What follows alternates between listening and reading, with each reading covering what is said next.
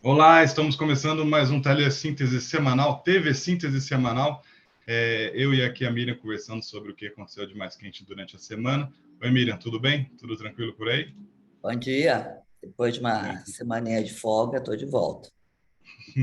Semana passada a gente não teve o TV Síntese Semanal, porque teve o Agrotic. Foi um ótimo evento para você ficar antenado sobre as novidades que está tendo no campo em tecnologias de informação e da comunicação. Todos os vídeos, inclusive, estão no nosso YouTube, então podem acessar on demand aí a qualquer momento.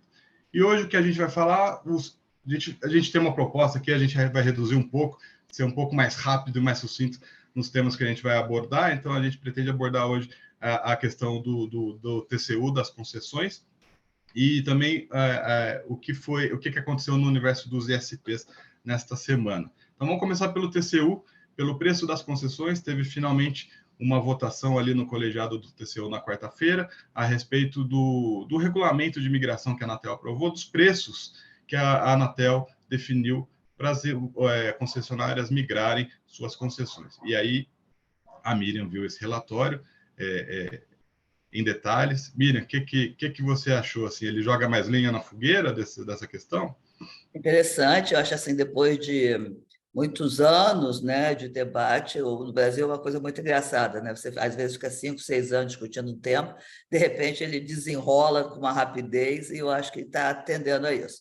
O relatório do DCU, apesar da caudolosa análise da área técnica, são mais de 100 páginas de relatório, vale a pena a leitura. Acabou o TCU respaldando todo o trabalho da Anatel, do cálculo dos bens reversíveis para a migração. Isso eu estou entendendo. Então, que se acelera o processo de migração, ainda mais com o que significa que você tira da pauta do setor e do novo governo o pepino de ter que fazer uma nova licitação de concessão de telefonia fixa, e aí vai todo mundo para o regime privado, acaba o serviço público de telefonia fixa. No relatório do TCU, basicamente as divergências com a Anatel da área técnica era de que a lei que fez a alteração permitindo a migração falava que os bens reversíveis deveriam ser valorados pelo preço de mercado.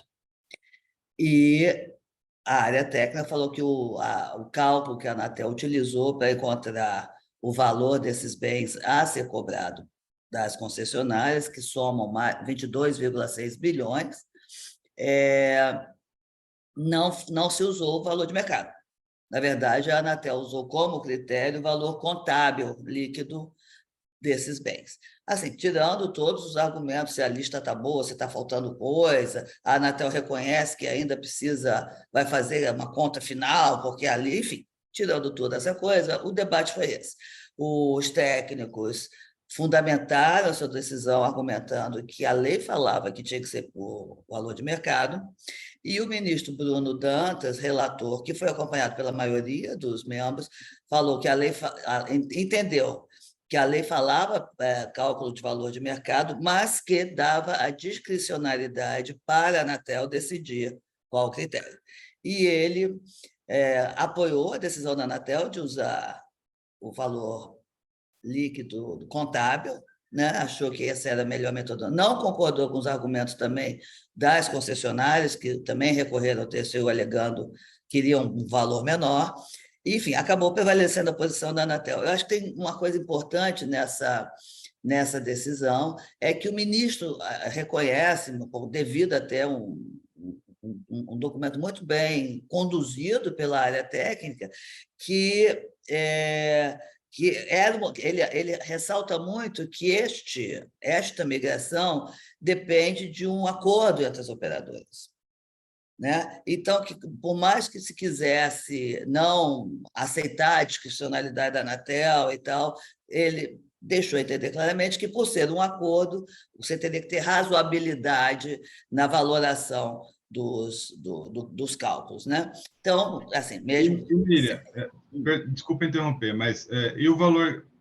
Você escreveu lá que os técnicos queriam chegar num valor até de 40 bilhões, então no Isso. fim não é 40 bilhões. A Anatel não tem que fazer nenhum cálculo para chegar em 40 bilhões? Não, não.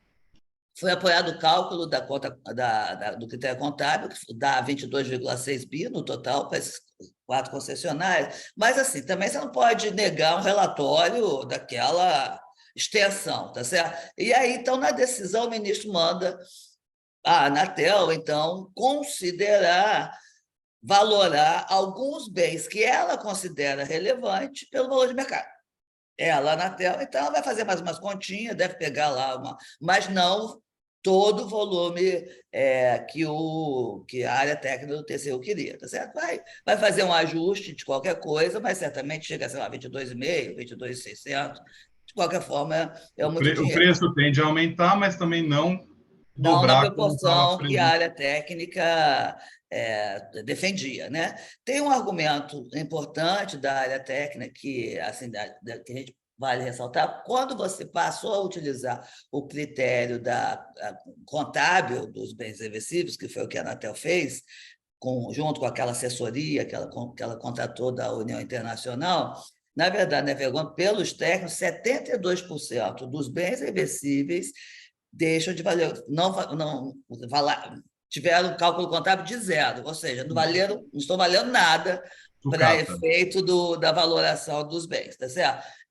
Isso pode dar um debate judicial, se alguém quiser ir, se a sociedade achar que o Estado está sendo lesado, mas a minha impressão é de que isso caminha rapidamente para uma solução, enfim, colocar um fim aí nesse longo debate, né, que se desenrola desde 2015, quando se começou a discutir a lei, né, e a concessão está acabando agora em 2025. Enfim, junto a isso, teve avança também, eu estou entendendo, a questão da arbitragem, né? Porque isso tudo é o preço da Anatel, só que as concessionárias foram para a arbitragem alegando que elas têm a receber da União, né? A Anatel cobra os 20 bi, os 22, e as empresas querem 40, 30 para elas. 36, é. 36 para elas, é.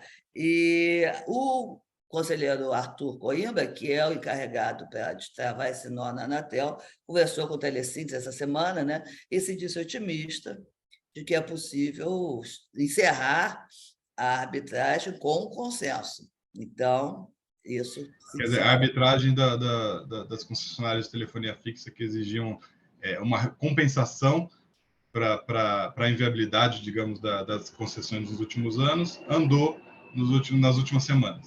E a Anatel acha que vai resolver por consenso. As partes vão concordar. Na verdade, é o seguinte, a Anatel está negociando com a Oi. A arbitragem que está mais rápida é a da Telefônica, né? A primeira que está avançando mais.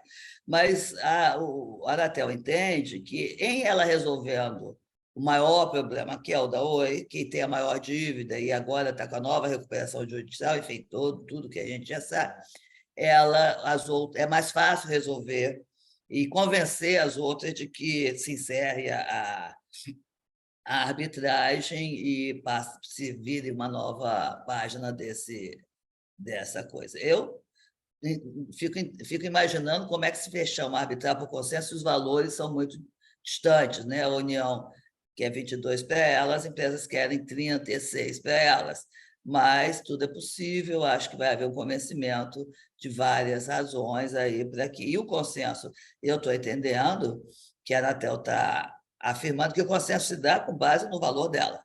Então, assim, o consenso na verdade, as empresas vão ter que abrir mão dos seus argumentos e encerrarem e fecharem essa página.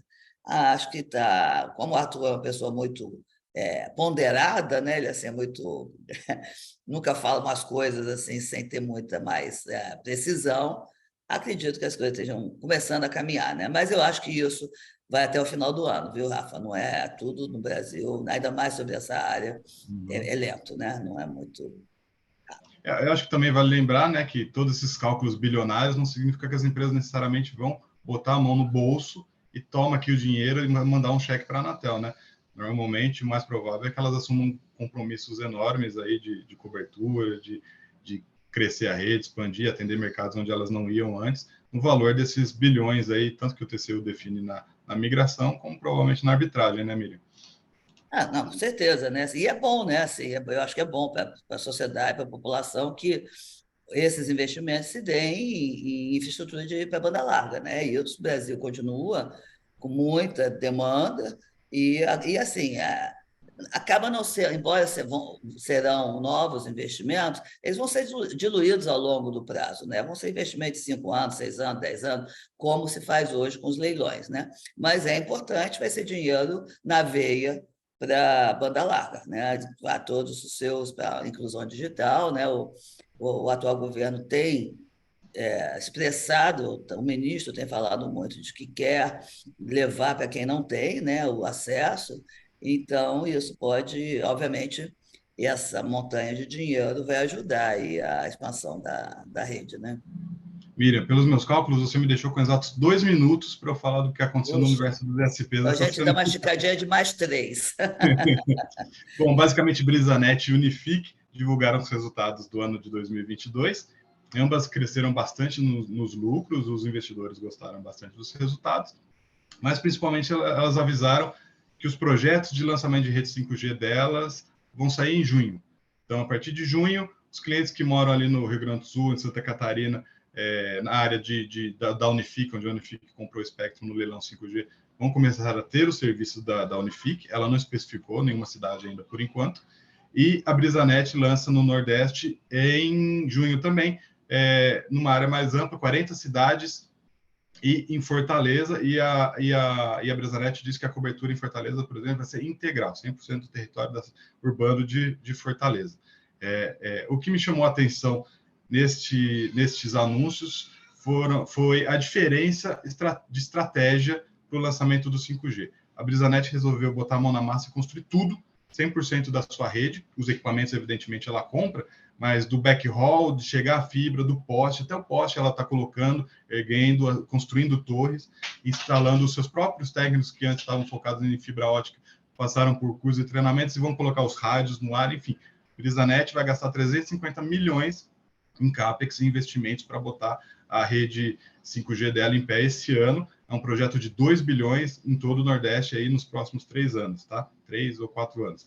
E a Unifique é o inverso. A Unifique resolveu contratar terceiros para fazer isso. E aí o CAPEX da Unifique vai ser de apenas 25 milhões de reais para lançar o 5G. Então, é uma diferença estratégica muito impressionante. É ousado ali a parte da Brisanet, a da Unifique é mais pé no chão nesse sentido. E também o que eles comentaram nas calls de resultado, o Zé Roberto da Brisanet falou que, olha, o mercado de ISPs vai encolher muito, não o mercado à base de clientes, mas o número de ISPs que existem no Brasil vai encolher muito. A gente tem mais de 15 mil ISPs registrados, autorizados na Anatel, e ele espera que esse número caia nos próximos 3 anos para apenas 5 mil. No melhor dos cenários, fica em 8 mil. Ele falou que os ISPs menores não estão dando conta de bancar os investimentos, está tendo muita concorrência, tem área que tem 8 ISPs construindo fibra, ele fala que isso não é racional e não tem como ser bancado, né? Então ele vê muitos fechando as portas ou serem engolidos por outros. A Unifique não falou exatamente com essas palavras, mas ela falou, olha, esse ano eu vou comprar muito mais ISPs do que eu comprei ano passado, porque o cenário mudou, os preços caíram, os empreendedores que têm provedores de internet regionais estão agora sentando na mesa e conversando números, informando, dando números e condições mais razoáveis e mais negociáveis para a gente. Também essa semana a Prisma fez uma coletiva de imprensa ali e a gente também fez uma matéria com outros players e eles comentaram justamente isso. Realmente os pequenos provedores estão passando por uma certa dificuldade para ter acesso a capital e manter ali para o passo o investimento. Já tem provedor devendo aí para fornecedor no mercado. Então, realmente, a situação está se tornando dominante ali dos médios e grandes players na expansão da fibra, tá? Duas coisas acho que legal do que você falou. Primeiro, eu tenho uma. Como é que você avalia o fato das regionais, pelo menos a Unifique não falou, mas a Brisanet falou, delas entrarem nas capitais? Quer dizer, elas vão direto bater, porque a estratégia dos operadores regionais sempre foi estar aonde as grandes teles não estavam, ou seja, no interior, né? Como é que você vê esse movimento? Você acha que A Brisanet sempre falou que capital é importante para ela. Inclusive, ela está entrando nas capitais com a fibra, e antes ela entra com a fibra, porque até agora não tinha rede móvel, né? E depois ela vai chegar com a rede móvel. Então, ela realmente está entrando, e como ela constrói a fibra, ela constrói a infraestrutura, ela tem a capacidade de construir infraestrutura, né? Então, enfim, tem capacidade e são agressivas, né, Miriam? Eu não sei se... Eu leio os jornais ali da região do Nordeste, todo dia sai uma notícia sobre a Brisanet, falando sobre como uma capital aqui ou uma capital ali está com uma lei defasada que impede a Brisanet de construir mais torres na cidade. Então, assim, eles têm um poder de pressão bastante grande ali internamente, mas eles querem ocupar, e com infraestrutura própria, esses grandes centros urbanos, tá? Eles não querem depender de terceiros, não. A Unifique, como você falou, não mencionou, mas a Unifique, pelo jeito, não tem problema em depender de terceiros, porque toda a rede dela 5G nesse momento vai ser feita por terceiros. Interessante, né? Bom, acontecendo muito mais coisas, voltem Muito aí para mais. ler os nossos sites. Brasília está também cheia de coisa, né? A disputa política no Congresso também está respingando, pode respingar no setor, mas a gente conversa sobre isso na próxima semana. É isso, gente. Rafa, brigadão e Obrigado, Miriam. obrigada por essas coisas E para aí. todo mundo, até a próxima. Se você está vendo no YouTube, deixa comentário por aí, espalhe esse vídeo, diz o que gostou, o que não gostou. Até a próxima, gente. Tchau, Miriam. Tchau. Boa semana. Um abração. Tchau, tchau.